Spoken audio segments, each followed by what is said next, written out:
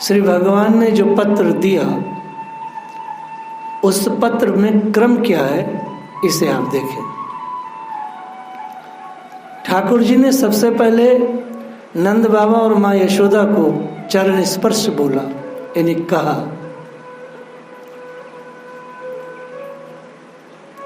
उसके बाद उन्होंने कहा कि उद्धव तुम एक बार बरसाने जाकर सभी की सुध ले लेना, वहां वृषभानु महर से मेरा सारा समाचार देना, अर्थात श्री कीर्ति रानी से,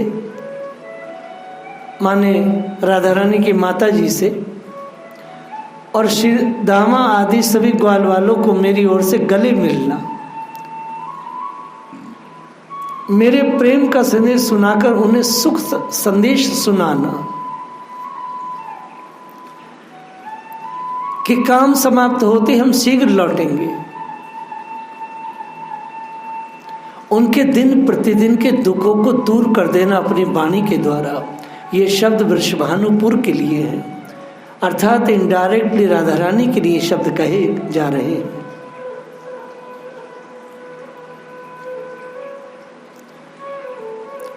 कहना कि वहां का एक एक कण कण, एक एक लीला स्थली, एक एक बात निष्दिन हमारे मन में बसी रहती है।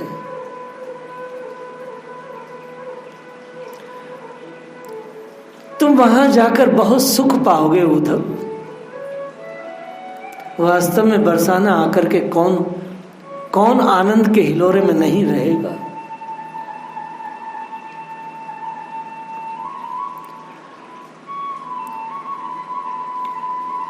उनकी सब समस्याओं का एक एक करके भली प्रकार से समाधान करना अपने शब्दों से जो मैंने तुम्हें दिए। उनके सामने मेरे प्रति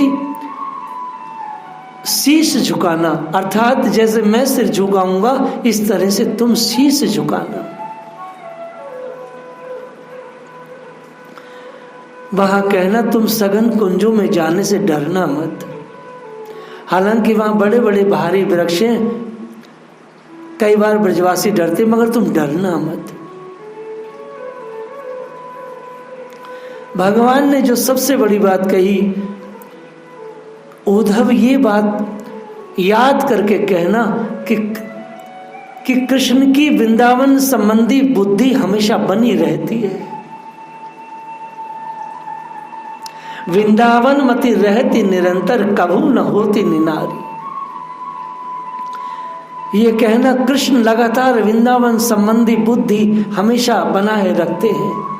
यहाँ का एक एक कण कण, एक एक लता पता वृक्ष सरोवर कुंज सब उनकी स्मरण में रहते हैं। उद्धव कहना वे वृंदावन को हमेशा याद करते रहते हैं। एक पल के लिए भी वह सुधि मन से अलग नहीं करते हैं, यहाँ की लगातार सुधि रखते हैं। भक्ति में यह जरूरी नहीं कि तुम्हारा शरीर कहाँ है, भक्ति में यह जरूरी है कि तुम्हारी मति कहाँ है। भगवान ने गीता जी में भी कहा है, अंत काले चिन्हामेव यम यम वपि तजन्ते कलेवरम। भगवान ने 2 श्लोक बोले, मति जहां है। वो तो मरने की बात को कहा है, परंतु परमात्मा कह रहे हैं मेरी लगातार मति श्री वृंदावन में बनी रहती है। मानो भगवान अपनी भक्ति का रहस्य और भेद खोल रहे हैं कि भक्ति कैसे की जाए। जहाँ भक्ति कर रहे हैं, जिसकी भक्ति कर रहे हैं, उसकी याद, उसका स्मरण वह लीला, इसलिए कभी आपसे अलग ना हो, आपके चित्त से अलग ना हो।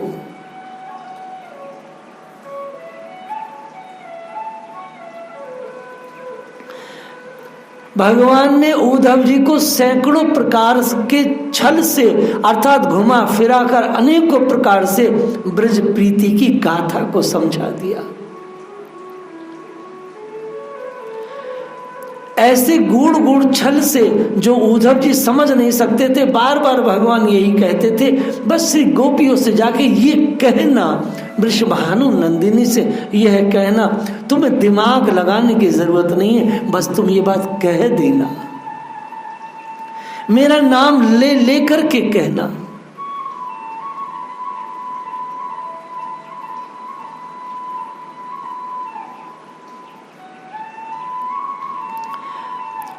भगवान उद्धव जी से कहते हैं, सबको मेरा योग संदेश देकर तुरंत चले आना भैया, क्योंकि तुम्हारे बिना हम सभी यहाँ व्याकुल हो जाएंगे। ऐसा कहकर श्री कृष्ण ने थोड़ी चतुराई की, प्राकांतर से उद्धव के अहम को उकेरा कि आने की इतनी जल्दी मत करना भैया, ठीक से वार्ता करना।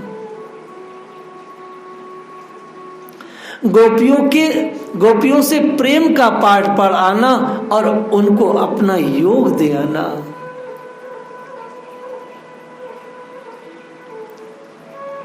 ब्रजवासी गोपियों, माँ यशोदा, नंद बाबा आदि के प्रति अत्यधिक प्रेम प्रदर्शित करना।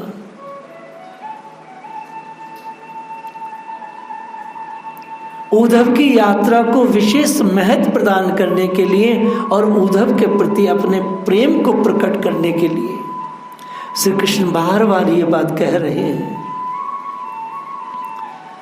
श्री कृष्ण ने तुरंत ही अपने रथ को मंगाकर उनके भेजने की व्यवस्था कर दी। अपने अंगों से आभूषण उतार कर स्वयं अपने हाथों से उद्धव को पहनाने लगे, अपना मोर मुकुट पीताम्बर दिया। यह सभी कुछ देते हुए उन्हें विशेष हर्ष का अनुभव हो रहा था। इस प्रकार उद्धव को अपने ही रूप को देख करके भगवान ने श्री उद्धव जी को अपने बक्ष से लगा लिया, परंतु एक चिन्ह नहीं दिया, जो भृगुपद चिन्ह था भगवान के बक्ष स्थल पर, बस वो नहीं था, बाकी सब कुछ उद्धव को दिया। जब ही चले ऊधो मधुबंते, गोपिन मन ही जनाई गई।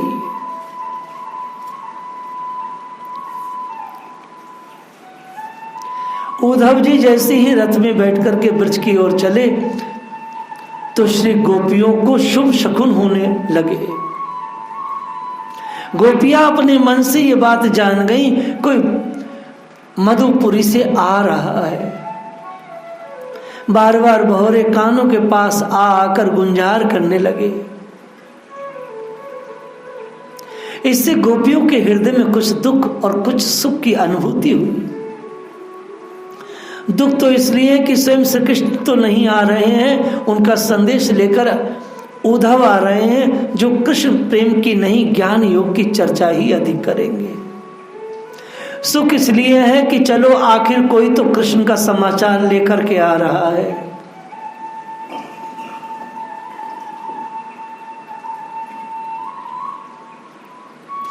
कृष्ण को हम बहन गोपिन की सुधि रही बहुत बड़ी बात है।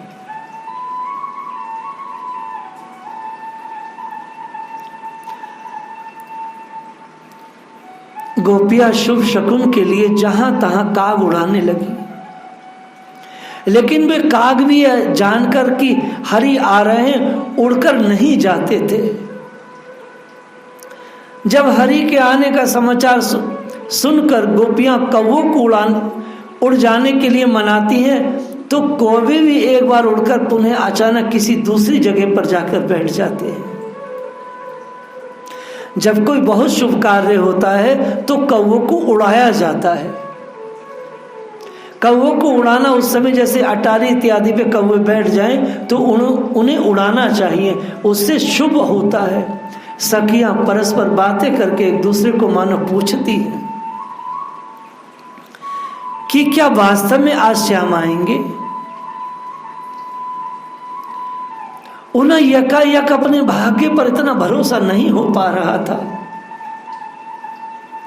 गोपियां फिर भी बात कहती है कि श्याम या तो किसी को ब्रज में भेजेंगे, नहीं तो कोई उनका संदेश अवश्य आएगा, मेरा हृदय कहता है।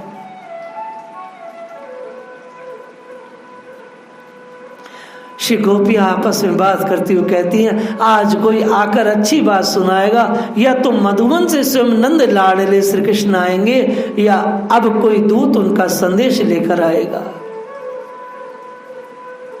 एक भौरा चारों दिशाओं से उड़ उड़कर कानों के पास आ करके गुनगुना रहा है। वो ऊंचे चढ़ चढ़ कर उत्तम भाषा में अंग अंग से शुभ शकुनों की सूचना दे रहा है। इसी बीच एक स्त्री आंखों में आंसू भर भर के एक सखी से विनती करती है, क्या कोई ब्रज में हमारा इतना हेतु है जो ब्रजनाथ से कृष्ण से हमें मिला दे। श्री गोपियां कौए को संबोधित करते हुए कहती हैं, हे काग, यदि गोपाल गोकुल को आ रहे हैं तो तेरे बड़े भाग्य हैं। तू उड़कर अब कहीं मत जा। कृष्ण के आने की खुशी में मैं तुझे दही और भात को भरा हुआ दोना तुझे दूंगी, अर्थात तुझे जिमाऊंगी। अपने आंचल की पाग तुझे बांधूंगी। कानों से उनकी प्रिय वाणी सुनकर और साक्षात हृदय लगाकर अपने हृदय की लगी हुई आग को मैं शांत करूंगी। ये जो ज्वाला है मेरे हृदय में, इसे मैं मिटाऊंगी। अब जैसे बालक माता पिता के अंतर के अनुराग को समझ नहीं पाते, वैसे ही कृष्ण भी संभवतः हमारे अनुराग को उतना नहीं समझ पा रहे हैं, ऐसा हमें लगता है। श्री गोपी ये कह रही हैं। भगवान जब कृपा करेंगे और आकर हृदय से लगेंगे, तभी तन का ताप दूर होगा। वास्तव में गोपियों का जो भाव है, गोपियों की जो ललसा है, जहां जहां भी काम की बात आती है, उस काम का अर्थ यही है कि गोपियों की ललसा है श्री कृष्ण को देखना, उन्हें स्पर्श करना, अपने स्पर्श का सुख उनको प्रदान करना।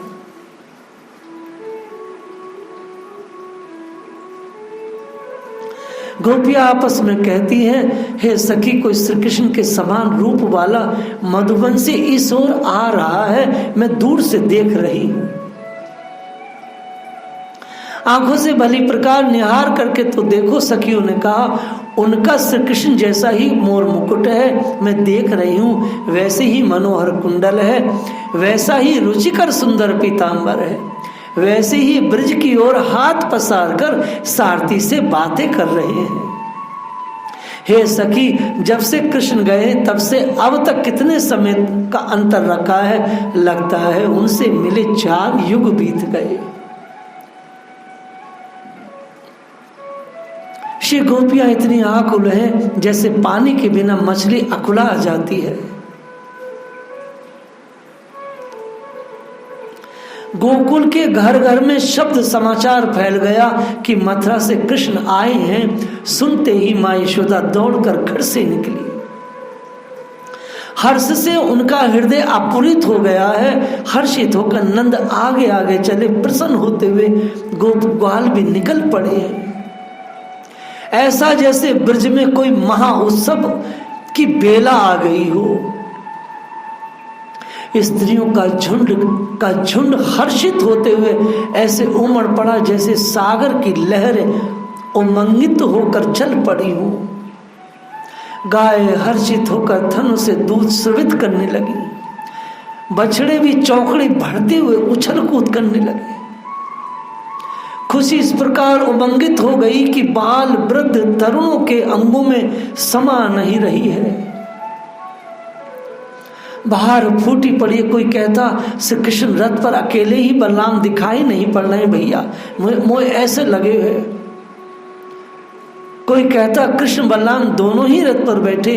इस प्रकार हर्षित होकर ब्रजवासी अनेक प्रकार की बातें कर रहे हैं। लेकिन श्री गोपियों को कुछ और दिखाई दे रहा था। कोई श्याम जैसे शरीर वाला आ रहा है, कृष्ण जैसा ही पीतांबर है, उनके रथ पर बैठने का ढंग भी वैसा ही है। हृदय पर वैसी ही माला धारण की हुई है। कृष्ण का आना सुनकर गोपियां जो जैसी थी वैसी ही उठकर घर के काम काजों को छोड़कर दौड़ पड़ी, दौड़ चली। उस क्षण उनका रोम रोम पुलकित था, गदगद हो उठा, अंग अंग अद्भुत सौंदर्य से शोभित हो उठा। कृष्ण को समझकर गोपियां पुलकित हो रही हैं, लेकिन इसी बीच उद्धव के आने पर सभी गोपियां ठगी सी रह गई। गोपियां कहने लगी, भला कृष्ण यहाँ क्यों आएंगे, वे तो कुब्जा के काम रस रूपी डोर से बंधे जुटे। गोपियों का काम केवल कृष्ण दर्शन लालसा है।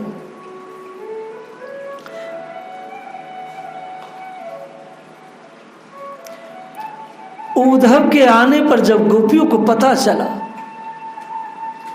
कि ये श्याम नहीं है, तो सभी ब्रजबालाएं मूर्छित होकर धरती पर गिर पड़ी।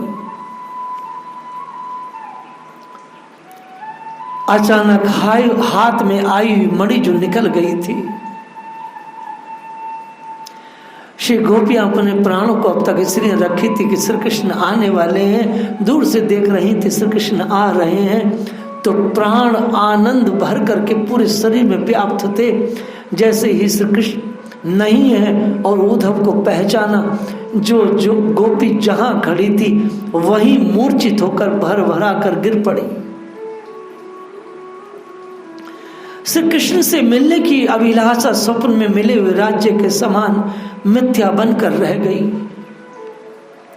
जो स्वप्न अवस्था में तो थी, पर जागने पर कुछ भी नहीं था। श्री गोपियां बार बार रथ की ओर देखती हैं, श्याम के बिना अकुलाने लगती हैं। आकुल होकर व्यंग करती हुई कहने लगी, मोहन यहाँ ब्रज आकर क्या करेंगे भैया।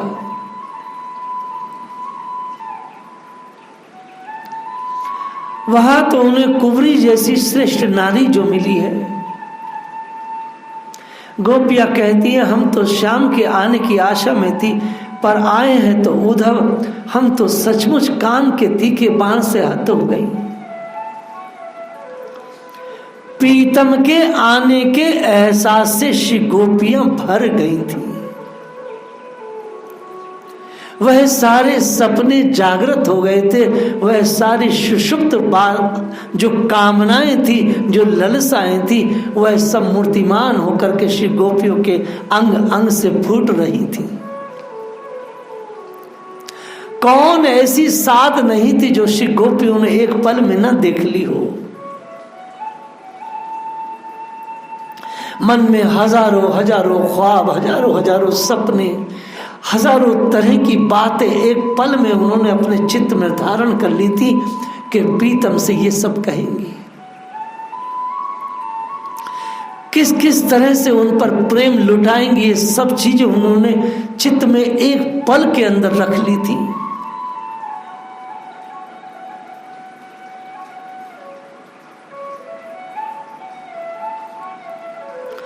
लेकिन वह मूर्छित होकर जब अथाह दुख के समुद्र से थोड़ी सी उठी, तो श्री किशोरी जी ने एक बात कही। सबसे पहले किशोरी जी ने अपने आप को स्वस्थ किया। राधा रानी कहती है, हे सखियों, कृष्ण तो नहीं आए, पर यह अच्छा है कि श्री कृष्ण ने हमारी सुधि तो ली है। हे महिर, उठो, आनंद उमंग में भरकर उद्धव से कुशल मंगल तो पूछो।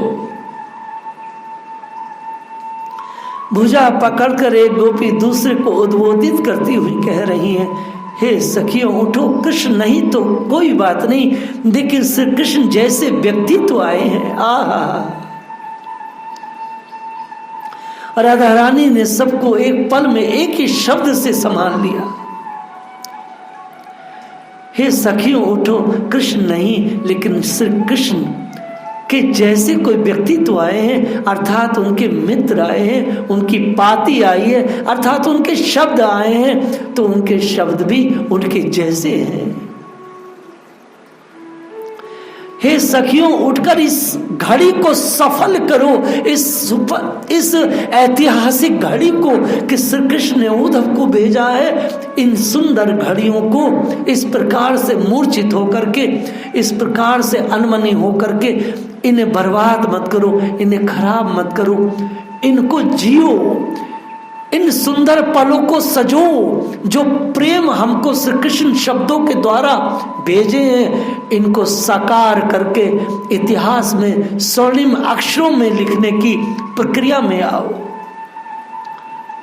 यह सुनकर के श्याम ने हमारे लिए कुछ बातें भी लिखकर भेजी है। गोपियों का मन कृष्ण के प्रति अनुकूल हो गया, अर्थात उद्धव जी के प्रति अनुकूल हो गया। वह सब की सब उद्धव के निकट आई, यह समझकर कि यह हरि के समान रूप वाले हैं, उनका कुशल क्षेम पूछा। श्री राधा रानी बहुत बहुत व्यवहारिक है। श्री राधा रानी बहुत बड़ी करुणामय अवतार है।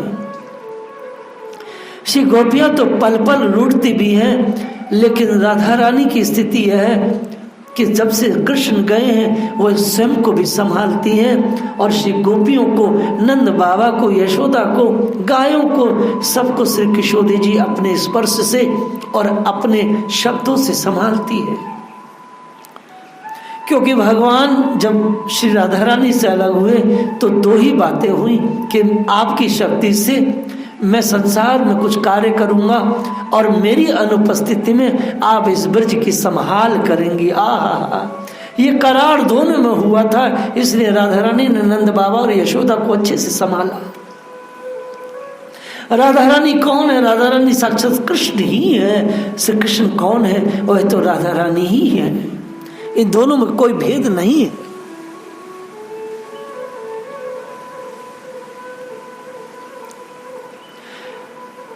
श्री गोपियां कहने लगे, हमने अपने कानों से सुना है कि हमारे कृष्ण के परम सखा यही हैं, आप ही हमारे प्रीतम के सखा हो। उद्धव जी की वाणी निकल नहीं रही है। उद्धव जी उन सबके प्रेम के समुद्र में डूब चुके हैं। अब उनका ज्ञान इत्यादि सब कुछ पिघलता चला जा रहा है। उद्धव को देखकर ब्रज के लोगों ने बहुत ही सुख पाया, संतोष का अनुभव किया।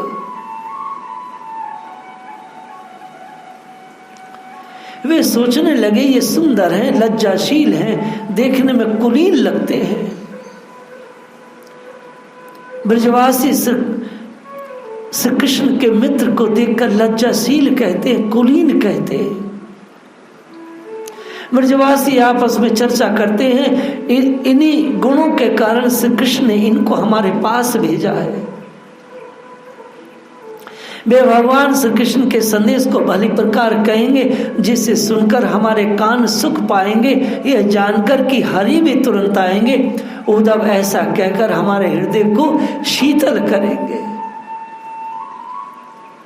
नंद ने, ग्वाल वालों और ब्रज नारियों ने उद्धव के रथ को चारों ओर से घेर लिया।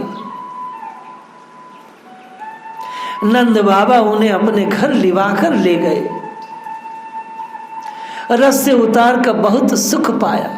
अर्घ्य देकर उन्हें घर के अंदर ले गए। कहा कि उद्धव के आने से आज का दिन धन्य धन्य हो गया। आप आए हैं उद्धव, हम भी धन्य हो गए, हमारा ये नंद महल भी धन्य हो गया।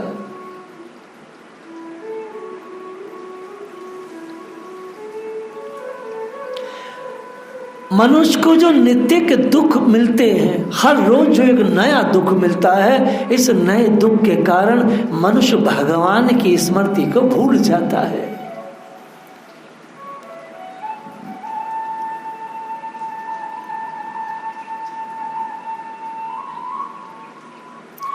नंद बाबा और माँ यशोदा से उद्धव जी पूछने लगे, क्या गोपाल कभी हमारी याद करते हैं?